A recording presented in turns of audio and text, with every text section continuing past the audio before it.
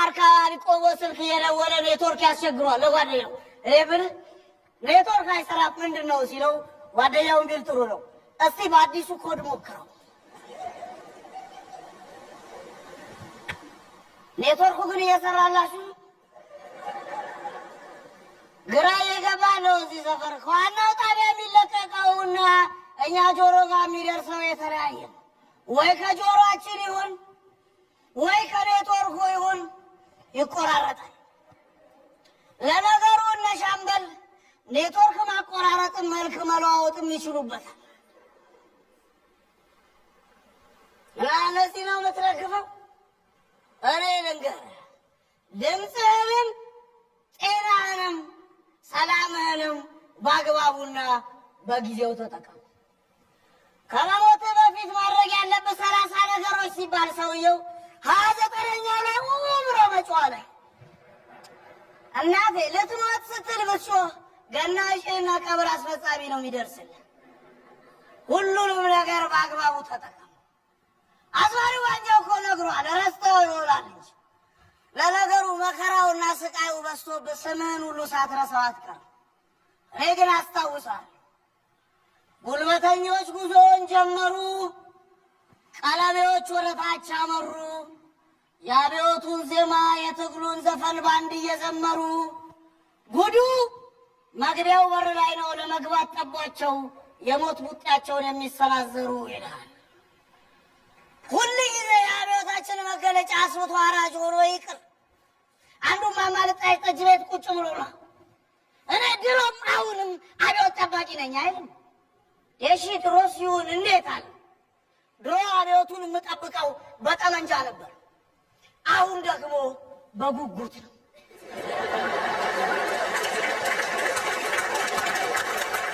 ህዝቡ ምን ሆኖ ነው ካልኩ በኋላ የገባኝ ለካ ህዝቡን የምናስጨንቀው ከምንጩ መረቁን ስላልቻልንበት።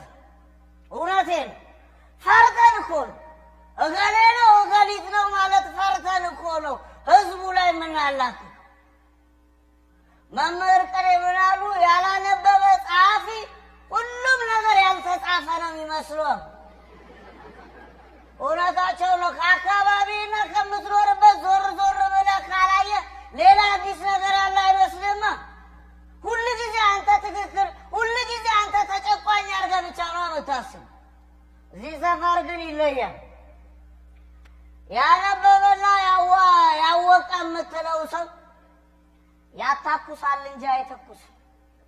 ፍርሃት ብቻ ሰጥተውን ዝም ጭጭ ብለን። ለዚህ ነው እማማ ልጣይሽ ላይ በፍርሃት ተሳስሮ ቢመሰክርባቸውም ቅር ያላል። እናስ ልጅህን እኮ ፍርሃት አይደል የምትሰጠው? አያጅቦ መጣል ሳይመጣ ተኛ ትለዋለህ፣ ይተኛል። አይ ጠይቃለሁ ካለ ይቆነጣል።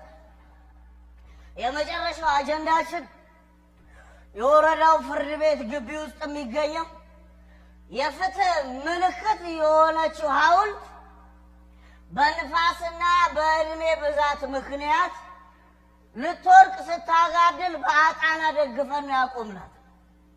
ስለዚህ ይህንን ማሳደሻ የሚሆን መዋጮና ድጋፍ ከእናንተ ያስፈልጋላል። የዛሬው ጉዳይ እዚህ ጋር የተነሳ እማማ ልጣይሽ ቀሚሳቸውን እያስተካከሉ ነጠላቸውን እያጣፉ ተነሱ።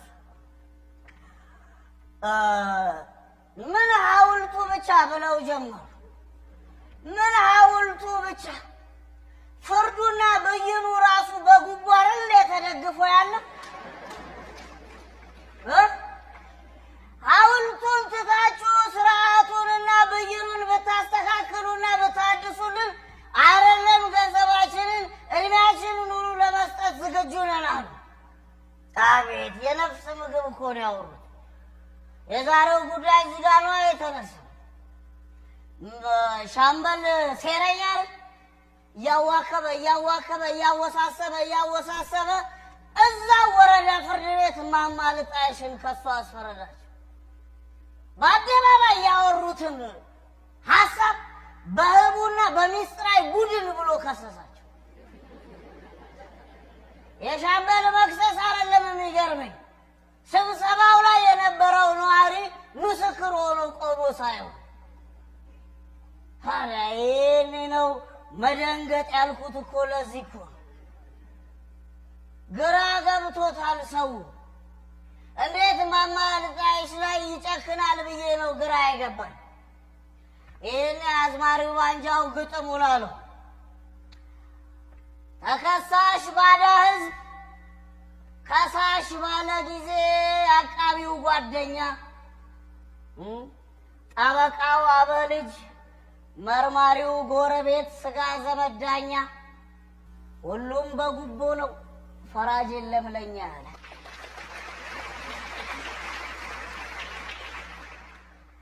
እናቴን የድሩን እንቅስቃሴና ሪፖርት ከሰማን በኋላ ሻምበል ቀጠላ። እንግዲህ ዛሬ የተገናኘነው ሁለተኛ አጀንዳ ነዋሪውን አባላቱ ያገኘውን ጥቅም እንዲገልጽ ነው ሲባል ከመቀዝበት እጇን አወጣች። የቀበሌው ህዝብ ግንኙነት ወዲያው መቀጠል ጀመረች። በጣም ምንም የጎደለብን ነገር የለም ክቡር ዳኛ። በሸማቾች በኩል፣ በስራ ፈጠራ በኩል፣ በጤና መድን በኩል እንዲሁም በሰላምና መረጋጋት በተጨማሪም በፍትህ ስትል እንደሷ በርሬ እኔም ቀጠልኳ። በእነዚህ ጉዳዮች ላይ ግንዛቤ ብቻ ነው እንጂ የጨበጥነው ያገኘነው ጥቅም የለም አልኳ።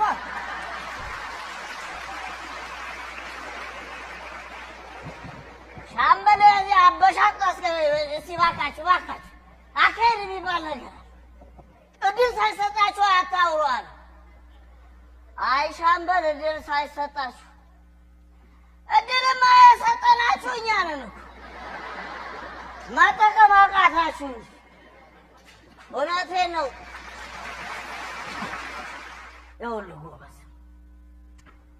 ለተደፈረች ሴት ውብና ትልቅ አልጋ በካሳ መልክ ስጦታ ብትሰጣት እመነኝ ከደፋሪዎቿ ጋር እንደተባበርክ ነው የምቆጥረው። በሰው ሐዘን ላይ ቁስል መስደድና ቁስል ማስፋት ቀላል ነገር መስሎ ታይቷል። እነ መንፈስና እነ ሻምበል የሚኖሩበት ሰፈር እኮ መንፈስ ባለፈው አንድ ሰው ይሞትና ሐዘን ይቀመጣሉ ሰዎች። ማታ ማታ የሄደ የኔ ካርታ ቁማር ያጧጡፍልሃል። በየቀኑ 1000 ብር 2000 ብርም እየሸቀለ ይዞ ይገባል። ተመቿ ማታ ማታ እየሄደ ከዛ 7ኛው ቀን ላይ ሐዘንተኞቹ በራቸውን ዘግተው ጠበቁት። የማምሻ ጊዜ በለመደው ሰዓት ሲሄድ አንኳኳም። ለምን ነው በር ዘጋችሁ ሲሉ አይ ያው እርማ ወጣን እና አበረድንና ዘጋን በቃ ሲባል መንፈስ እኔ አላበረድኩም እኔ እርሜ አልወጣልኝም። ይኸውልህ በሐዘንህ ላይ ሊሳለቁ የሚፈልጉ ብዙ ሰዎች አሉ። ሰው አንድም በኑሮ ውድነት ግራ ገብቶት ሲሯሯጥ፣ አንድም ከሞት ፍርሃቱ ሲሸሽ በመሃል ቤት እያጭበረበሩና እያምታቱ የሀብት መንገዳቸውን የንዋይ ደረጃቸውን የሚሰሩትን ሰዎች ሀገር ምድሩ ይቁጠራቸው። ከፍርሃት መፈታት ካልቻልክ፣ ፍርሃትን ማሸነፍ ካልቻልክ አድባሮችን አንገት እያስደፋ እንብጦችን ታስቀጥፋል። እኔ ለምን የደነገጥኩ መስሏል? ሻምበል ስለከሰሳቸው ማማለጣይሽን ፍርድና ብይን ስላገኙ የኛ ሰፈር ሰው ስለመሰከረባቸው አይደለም። ማማለጣይሽ አንገት ደፍተው በሰፈሩ ላይ ስላዘኑብን ብቻ። ምክንያቱም የፍርሃት ቲዮሪው ከባድ ነው። እንዴት መሰለ የሚሆነው? ሁሉም ሰው ጆሮ አለው። ጆሮ ደግሞ ማህፀንን ይመስላል፣ ይጸንሳል። የሚያጸንሰው ደግሞ አፍ ነው። የሚያጸንሰውን የሚያረጋግጠው ደግሞ አይን ነው። እንግዲህ እኛ የምንታመመውን በአፍ ነው፣ ለመዳን የምንፈልገውን በአፍ። በአይን ብቻ ነው ጎበዝ ልትድን የምትችለው። በአፍ መውረድ ብቻ መውደቅ ብቻ ነው ያለው። እንዴት እንደሆነ ላሳይ ያወራረዳችን ጥግ። መንፈስ ጋር አንዱ ሎተሪ አዟሪ ነው አሉ። ፈጣን ሎተሪ እያለ መጣ። መንፈስሻ ምን ቢል ጥሩ ከዚህም ይፈጥናል። ሎተሪ አዟሪያስ በጣም እንዲፈጥንልህ እኔ ፍቄ ልስጥህ እንዴ?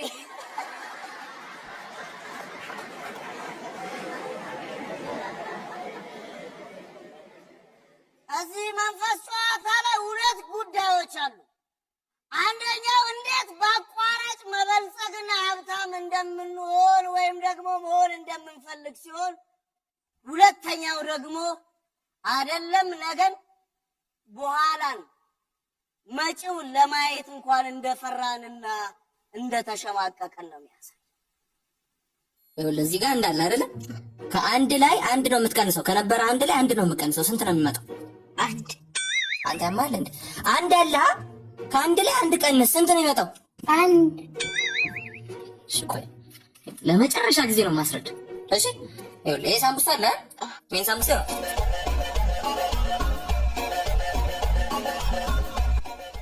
አየህ፣ ይሄን በላሁት። አንድ ነበረ፣ አንድ ሳምቡሳ ነበረ፣ በላሁት። አሁን ምን ቀረ? ዘይት ቀላላስ።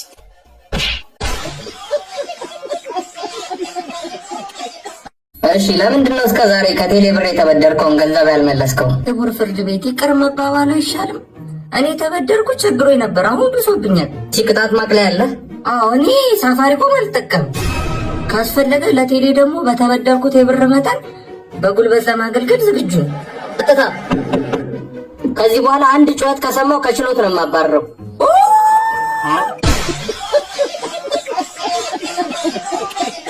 እማዬ ሽንት ቤት ልገባ ነው። አልፎ አልፎ ደግሞ ደውልልን። እሺ እሺ፣ ደውላለሁ። ፓወር ባንክ ምናምን ይዘሃል? አዎ ይዣለሁ። አክስት ደግሞ ስራ በዝቶብኝ ያልመጣሁት በሰላም ያገናኘን ብለሃለች። አዎ ደግሞ ውስጥ ብቸኝነት ከተሰማህ ደውልልን አደራ። አራት አካብዱ ቶሎ እኮ ነው የምወጣው። ማ አንተ እስከ አራተኛ ነው የተማርሽው አንቺ እናታቂም እስከ 6 ዓመት ተካብደል እንዴ? 2 ዓመት ልዩነት እኮ ብዙ ነው። ምንድነው ወራችሁ ነው? እሰይ እንኳን ደህና መጣህ። እንደው እኔ ሁሌ እየተከራከርን እኮ ነው። እኔ ታው ድመት ነው እላለሁ፣ እኔ ደግሞ ውሻ ነው እላለሁ። ማን ነው ትክክል? ሁለታችሁም ልክ አይደላችሁ። ካው ግመል ነው። እሰይ የኔ ልጅ እንኳን አስተማርኩ። አየሽ ማስተማር ደጉን። አሁን እንደዚህ ባናስተምረው ማን ይገላግለን ነበር? የሚገርም መዓዛ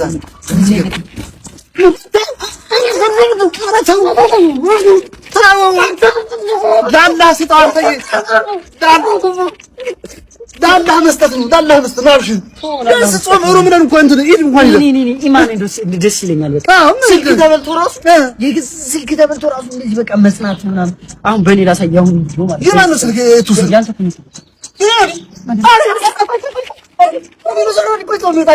ተረጋጋ።